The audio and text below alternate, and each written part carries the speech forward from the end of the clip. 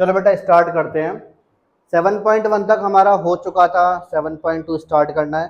7.2 देखो मैं तुम्हें एक बात और बता दूं, जैसे हम लोगों ने चैप्टर नंबर 6 किया था, चैप्टर नंबर 6 की मैंने तुम लोगों को थ्योरम्स भी करवाई थी, याद है कि नहीं है? थ्योरम्स करवाई थी कि नहीं करवाई थी? चैप्टर नंबर 7 में अभी हम थ्योरम्स के प्रूफ करेंगे, लेकिन अभी फिलहाल एट प्रेजेंट मैं तुम लोगों को अभी थ्योरम्स का सिर्फ मतलब बता रहा हूँ। थ्योरम का मतलब सारे बच्चों को पता होना चाहिए। थ्योरम के मतलब बहुत अच्छे से पता होगा, तब आप थ्योरम को क्वेश्चन में यूज कर पाओगे, अदरवाइज आप उन थ्योरम को क्वेश्चन में यूज नहीं कर पाओगे। तो 7.2 में हमें सिर्फ दो ही थ्योरम का यूज करना है, theorem number 7.2 and theorem number 7.3। और एक बात और सुनो बेटा, अभी मैं तुम लोग को मैंने पीडीएफ बना ली, थोड़ा टाइम वेस्ट होगा, मैंने दिखा था क्लास 10 तुम लोगों की क्लास से पहले क्लास 10 की क्लास थी, पर तुम लोग को पता है कि नहीं पता? तो उन लोग उस क्लास में भी अभी चैप्टर नंबर 6 ट्राइंगल चल रहा है, उनके में चैप्टर नंबर 6 ट्राइंगल है, तो उनके चैप्टर में आज भी इन दोनों थ्योरम का यूज होता है, आज दोनों को थ्योरम का यूज हुआ है। तो मैं तुम्हें यह बताना चाह रहा हूँ कि ये थ्योरम सिर्फ क्लास 9th में यूज नहीं होगी, क्लास 10th में भी यूज होगी। तो तुम लोग अभी मान लो क्लास 10th के लिए पढ़ रहे हो तो थोड़ा सा अच्छे से समझना। थ्योरम नंबर 7.2 बेटा क्या लिखा है? Angles opposite to equal sides of an isosceles triangle are equal. बड़ी छोटी थ्योरम है और बड़ी सिंपल थ्योरम है, इस चीज को याद कर लेना। किसी भी ट्राइंगल में, ट्राइंगल भले ही कोई सा भी हो, किसी भी ट्राइंगल में अगर बेटा दो साइड इक्वल दी हैं, अगर दो साइड इक्वल हैं तो एंगल भी इक्वल होंगे, आमने सामने वाले, इस बात को रट लेना। किसी भी दो ट्राइंगल, किसी भी एक ट्राइंगल में अगर दोनों साइड इक्वल हैं तो उनके आमने सामने वाले एंगल भी कैसे होंगे? इक्वल। वैसे ही इसका उल्टा भी होता है, जो कि थ्योरम नंबर 7.3 में लिखा हुआ है। क्या लिखा है थ्योरम नंबर 7.3 में? The sides opposite to equal angles of a triangle are also equal. वैसे ही उल्टा भी होगा कि अगर किसी ट्राइंगल के अंदर आमने सामने वाले एंगल इक्वल दिए गए हों, पहले मैंने क्या बोला था कि अगर साइड इक्वल होंगी तो एंगल भी कैसे होंगे? इस बार मैं बोल रहा हूँ बेटा कि अगर एंगल इक्वल है तो साइड कैसी होंगी? ये बेटा स्टेटमेंट याद करनी पड़ेगी, क्योंकि इसको जब जब हम किसी क्वेश्चन में यूज करते हैं तो हमें लिखना पड़ता है। थ्योरम समझ में आ गई? हम आगे एक्सरसाइज की तरफ चले, आगे एक्सरसाइज में इसको अच्छे से यूज करेंगे तो बहुत अच्छे समझ में आएगा। 7.2 क्वेश्चन नंबर 1, इंपॉर्टेंट क्वेश्चन ये वाला बेटा, ध्यान रखना, इस पर स्टार लगा लेते हैं। क्वेश्चन नंबर 1 रीड करते हैं बेटा, क्वेश्चन नंबर 1 में क्या लिखा हुआ है? क्वेश्चन नंबर 1 में क्या लिखा हुआ जरा चेक करते हैं। क्वेश्चन नंबर 1 में बेटा लिखा हुआ था हमारे पास यहाँ पे, इन एन आइसोसेलेस ट्राइंगल, हमारे पास एक आइसोसेलेस ट्राइंगल है एबीसी। बेटा आइसोसेलेस ट्राइंगल बना लिया मैंने पहले। आइसोसेलेस ट्राइंगल समझते हो ना कैसा ट्राइंगल होता है? आइसोसेलेस ट्राइंगल मतलब ऐसा ट्राइंगल जिसमें दो साइड आमने सामने वाली साइड इक्वल हो। ठीक है, तो ये दोनों साइड कैसी है इसमें? इक्वल। फिर आगे लिखा हुआ था कि the bisector of angle B and angle C, bisector of angle B and angle C intersect each other at O, intersect each other at O. हमसे बोला गया कि एंगल बी का जो बाइसेक्टर था और एंगल सी का जो बाइसेक्टर था, कि दोनों बाइसेक्टर आगे चलकर ओ पॉइंट पर मीट हो रहे हैं, और ज्वाइन कर दिया हमने ए को ओ से। अच्छा, बाइसेक्टर का मतलब तुम लोगों ने पूछा नहीं, मतलब पता है सारे बच्चों को। बाइसेक्टर मतलब ऐसी लाइन जो किसी भी चीज को दो इक्वल पार्ट में डिवाइड करती है। तो यहाँ पर बेटा हमारे पास क्या हो जाएगा, ये वाला जो एंगल है इतना और ये वाला जो एंगल इतना, दोनों बराबर होंगे कि नहीं होंगे? वैसे बेटा यहाँ पर ये वाला जो एंगल है इतना सा, वो इसके इक्वल होगा कि नहीं होगा? इक्वल होगा कि नहीं होगा? ठीक है, पहले वाले पार्ट में बेटा क्या प्रूफ करना है? प्रूफ करो कि ओबी जो लाइन है वो हमारी ओसी लाइन के इक्वल होगा। ये पहले वाले पार्ट में प्रूफ करना है कि ओबी लाइन किसके इक्वल है? ओसी लाइन के इक्वल है। और सेकंड में प्रूफ करना है कि एओ ने बाइसेक्ट किया है। सेकंड वाला पार्ट थोड़ी देर बाद समझेंगे, पहले पहला वाला पार्ट खत्म करते हैं। गिवन क्या लिखेंगे बेटा इसमें? गिवन, गिवन आएगा in triangle A B C, in triangle ABC, ABC triangle में ए बी जो है वो ए सी के इक्वल है, पहला तो गिवन ये था। दूसरी चीज, bisectors of angle B and angle C intersect at O. ठीक है ना, दोनों किस पॉइंट पर इंटरसेक्ट कर रहे हैं दूसरे को? ओ पॉइंट पर। उसके बाद टू प्रूफ, टू प्रूफ में तो बेटा दो पार्ट है जो तुम लोगों ने देखे लिए, स्क्रीन पर लिखे हुए हैं। पहला पार्ट क्या था हमारे पास? O B is equal to O C, और सेकंड पार्ट क्या लिखा है? A O bisect, A O bisect angle A, A O bisect angle A. अब प्रूफ करना स्टार्ट करते हैं इसको, अब प्रूफ करना स्टार्ट कर रहे हैं इसको हम। प्रूफ तो पहला वाला पार्ट करना स्टार्ट करते हैं। देखो बेटा मैं आपको बताऊं, हमें A B is equal to A C दिया था, अरे बोलो ना, अबे दिया है कि नहीं दिया है? A B is equal to A C दिया है कि नहीं दिया? बिल्कुल दिया है। और मैंने तुम लोग को थोड़ी देर पहले सिखाया था, क्या सिखाया था कि अगर दो साइड इक्वल है तो एंगल भी कैसे होंगे। आगे यूज कर दे इसको। क्या लिखा है? A B is equal to A C. मैं बोल रहा हूँ ये वाली जो लाइन है ए बी, ये ए सी के इक्वल है, तो इसका मतलब बेटा क्या हो गया, ये जो एंगल था एंगल बी, पूरा एंगल बी पूरे एंगल सी के इक्वल होगा। तो हम यहाँ लिखेंगे therefore angle B is equal to angle, reason देना पड़ेगा। अगर हम रीजन नहीं देंगे तो हमें नंबर नहीं मिलेंगे, नंबर कटेंगे। एंगल्स अपोजिट, पूरा लिखना पड़ेगा, थ्योरम नंबर वगैरह नहीं डालोगे। Angles opposite to equal sides are equal, angles opposite to equal sides are equal, ये लिखना पड़ेगा पूरा पूरा। अब angle B is equal to angle C आ गया। यहाँ कोई समस्या है क्या किसी को? कंफर्म कोई डाउट नहीं है यार। अब अगर एंगल बी एंगल सी के इक्वल है, अगर एंगल बी एंगल सी के इक्वल है तो बेटा ये वाला जो इनका नाम दे देते हैं, मान लो इसको मैंने 1 नाम दिया, इसको मैंने 2 नाम दिया, तो एंगल 1 और एंगल 2 भी इक्वल होंगे। एंगल 1 है कितना, एक बार समझाता हूँ। एंगल 1 है कितना बेटा, ध्यान से समझना है। एंगल 1 है कितना, एंगल 1 सिर्फ इतना एंगल है, सिर्फ इतना, और एंगल 2 सिर्फ इतना एंगल है। तो आप सोच रहे होगे कि एंगल 1 और एंगल 2 इक्वल कैसे हो सकता है? बेटा बिल्कुल हो सकता है, क्योंकि हमने चैप्टर 5 में सीखा था halves of equals are equal.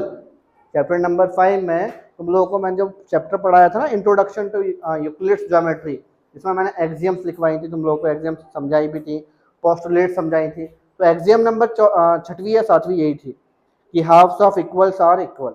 इसको थोड़ा प्रैक्टिकली फील करो यार। मैंने बोला 2 लोग हैं, ठीक है, मैंने बोला 2 लोग हैं, एक का नाम जोगा, दूसरा का नाम भोगा। तो जोगा के पास 100 रुपये और भोगा के पास भी कितने हैं? दोनों के पास इक्वल इक्वल है कि नहीं है? दोनों से मैंने 50-50 छीन ली, आधे आधे कर लिए। क्या अब भी इक्वल है उनके पास रुपए? क्या सीखने को मिला हमें कि halves of equals are also. समझ में आ गई बात? सभी को समझ में आ गई वाली बात? समझ में? चलो अब इसका हम यहाँ यूज करेंगे। हमने देखा कि बेटा एंगल बी मतलब पूरा एंगल बी पूरे एंगल सी के इक्वल था, जिस वजह से एंगल 1 और एंगल 2 भी इक्वल होगा। This implies angle 1 is equals to angle 2, और इसका रीजन आएगा halves of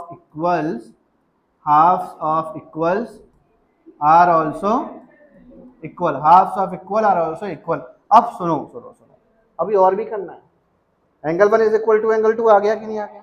अब इस ट्राइंगल में देखो, देखो रेड ट्राइंगल के अंदर अलग से नजर आ रहा होगा। एंगल 1 और एंगल 2 रेड ट्राइंगल के अंदर के ही एंगल है। अभी सिखाया था मैंने कि बेटा किसी ट्राइंगल में अगर आमने सामने के 2 एंगल इक्वल हैं तो उनकी साइड्स भी कैसे होती है?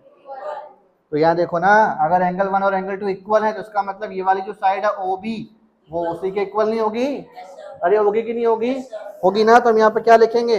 Therefore OB is equals to OC, और रीजन आएगा इसका sides opposite to equal angles are equal, sides opposite to equal angles are. Any type of समस्या किसी को यहाँ तक? प्रूव हो गया बेटा, देखो पता भी नहीं पड़ा, बातों में खेल हो गया और ये प्रूव हो गया। ठीक है, सेकंड पार्ट पे आते हैं बेटा। सेकंड वाला पार्ट देखो, सेकंड वाले पार्ट में क्या बताना है? AO बाइसेक्ट एंगल है। मुझे बताना है बेटा कि इस AO लाइन ने एंगल A को बाइसेक्ट किया होगा, मतलब कि ये वाला जो पोर्शन है और ये वाला जो पोर्शन है दोनों बराबर बराबर दिखाने हैं। अगर मैं कैसे भी करके एंगल O, फिगर में देखना मैं जो बोल रहा हूँ, angle OAB is equal to angle OAC दिखा दूं तो मतलब AO बाइसेक्ट एंगल A हो गया कि नहीं हो गया? हो गया कि नहीं हो गया? ठीक है ना। अब मैं यही लेकर आना है, तो मैंने यहाँ पे क्या किया, मैंने 2 ट्राइंगल लिखे बेटा। मैंने बोला in triangle AOB and triangle AOC, in triangle AOB and triangle AOC। दोनों ट्राइंगलों में देखो हमारे पास यहाँ बेटा OA AO इक्वल होगा कि नहीं होगा? AO is equals to AO, reason क्या आएगा इसका? कॉमन सेगमेंट, कॉमन सेगमेंट, कोई दिक्कत? फिर उसके बाद AB is equal to AC आएगा कि नहीं आएगा? बताओ क्यों? ये गिवन था। AB is equal to AC क्या आ जाएगा बेटा? गिवन। तीसरी चीज सुनो, OB is equal to OC, बताओ क्यों? अरे भैया ऊपर ही तो प्रूव किया था, हो गया ना अबोव प्रूफ। तो ये हमारे पास क्या था? Above proof. और बेटा किसी भी 2 ट्राइंगल में अगर उसके तीनों ही साइड इक्वल मिल जाए तो इसका मतलब वो दोनों ट्राइंगल कैसे हो जाते हैं, कॉन्ग्रुएंट। हम यहाँ क्या लिखेंगे, therefore triangle AOB congruence to triangle AOC, triangle AOB congruence to triangle AOC by side side side congruence rule.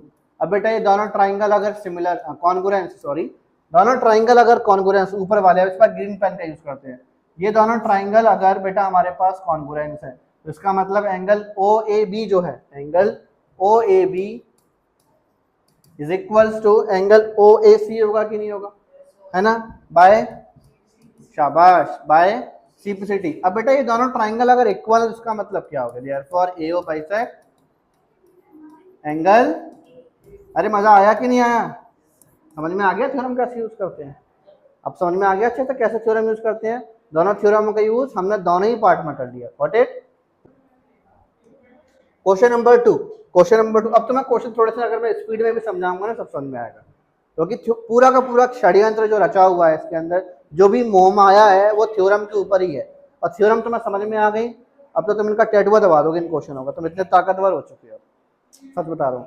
देखो इन ट्राइंगल ABC हमसे बोला गया कि एक ट्राइंगल ABC है जिसमें बेटा AD जो है वो परपेंडिकुलर है किसके, AD is the perpendicular bisector. ये बड़ी प्यारी लाइन है, AD जो लाइन थी, AD जो लाइन है वो परपेंडिकुलर बाइसेक्टर है BC के। इसका मतलब बेटा ये हुआ कि AD लाइन ने BC लाइन के दो इक्वल टुकड़े किए हैं, मतलब ये जो लाइन है ना BD, ये इक्वल है किसके, CD के। समझ में आया, BD जो है वो किसके इक्वल है, CD के। क्लियर हो गया। क्या प्रूफ करना था कि ट्राइंगल ABC कैसा ट्राइंगल है, आइसोसेलेस, लिखा है ना, show that triangle ABC is an isosceles triangle. और दो ट्राइंगलों को बेटा आइसोसेलेस प्रूफ करने के लिए हमें ज्यादा कुछ नहीं करना होता, बस दो साइड इक्वल दिखानी होती है। कभी भी आ जाए कि यार प्रूफ करो कि ट्राइंगल आइसोसेलेस है कि नहीं, कुछ मत करो, उस ट्राइंगल के दो साइड इक्वल दिखा दो तो हो गया आइसोसेलेस, क्योंकि आइसोसेलेस का मतलब भी यही होता है कि दो साइड इक्वल होना है ना। तो पहले हम गिवन लिखेंगे बेटा, इसमें गिवन हमने इसमें लिखा कि in triangle ABC, triangle ABC में AD is the perpendicular bisector of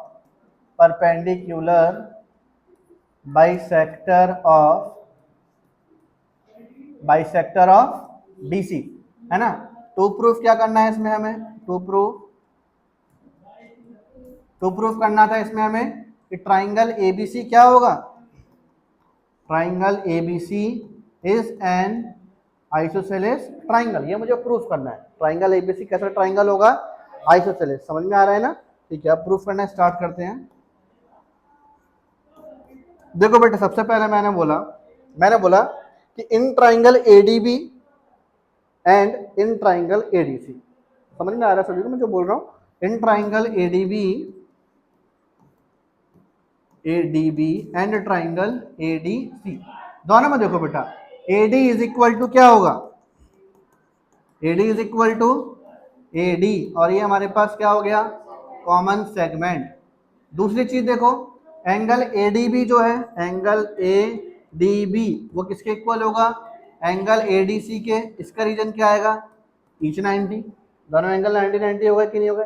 तीसरा हमारे पास बेटा यहाँ पर BD इज इक्वल टू क्या होगा, CD, BD is equal to CD, और इसका रीजन क्या आएगा, because AD is the perpendicular, पूरा लिख देना इसको, perpendicular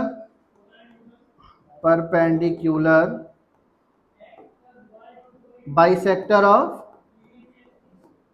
BC, perpendicular bisector of BC। तो बेटा ध्यान से देखो कि हमारे दोनों ट्राइंगल अब कॉन्ग्रुएंस हो चुके हैं, चेक करो ध्यान से, दोनों ट्राइंगल कैसे हो गए, therefore triangle ADB is congruent to triangle ADC, triangle ADB is congruent to triangle ADC, दोनों ट्राइंगल कॉन्ग्रुएंस है बाय